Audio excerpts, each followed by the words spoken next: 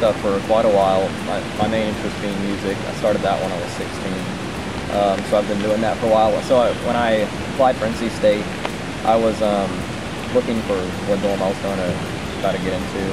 And I received an email just saying, hey, apply to Arts Village. We're looking to get people here. It's the first year. It'll be the whole building of thrones. And so I saw that. I applied for that.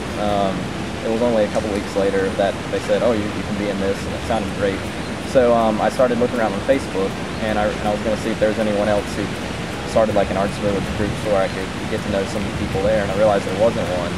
So I created one of those, and then I sent it to 2 other people who I knew applied for the Arts Village. And then they happened to know another person or so who applied for Arts Village. So everyone started joining this group, and which I was administrating. So we all sort of, as freshmen, started getting to know each other a little bit through that. And then by the time we got here, it was really funny because we've been talking for almost 2 months. and meeting each other for the first time in person, and already sort of feeling like we were friends. So you get to meet people with various interests, such as, you know, you've got all your photographers, you've got the musicians, the painters, the craftspeople, anything like that. And then, well, everyone living together, it becomes a sort of combinatory experience of all these interests. I just think the best thing to do to provide an example would be we created a haunted house in October, and that was able to bring together all the people who were interested in theater and makeup, because we really had a setup experience. It was like acts going on in all these different rooms. We had the designers doing like the sets and things. I wrote some scores to be going around in different rooms to represent the different aspects of the things. And I think it's when you have something like that, it's a really solid example that people can come see. This is what Arts Village does.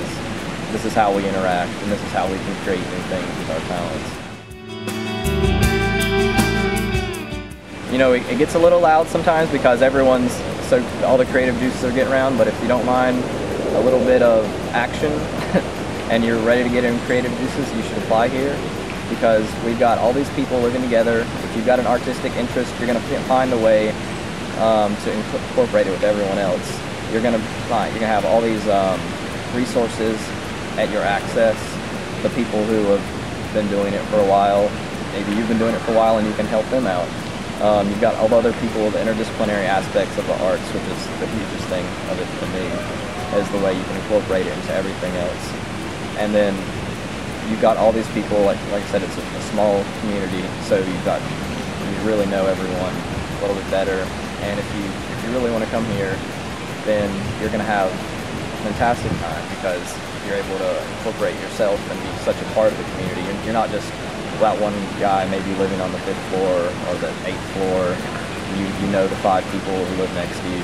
Everyone knows which floor you live on, who you are, what your role is in the community, and because it's small, you can pitch yourself forward more than you can in a larger setting. We have a hall council, which I encourage everyone to join. I'm going to be president of that next year.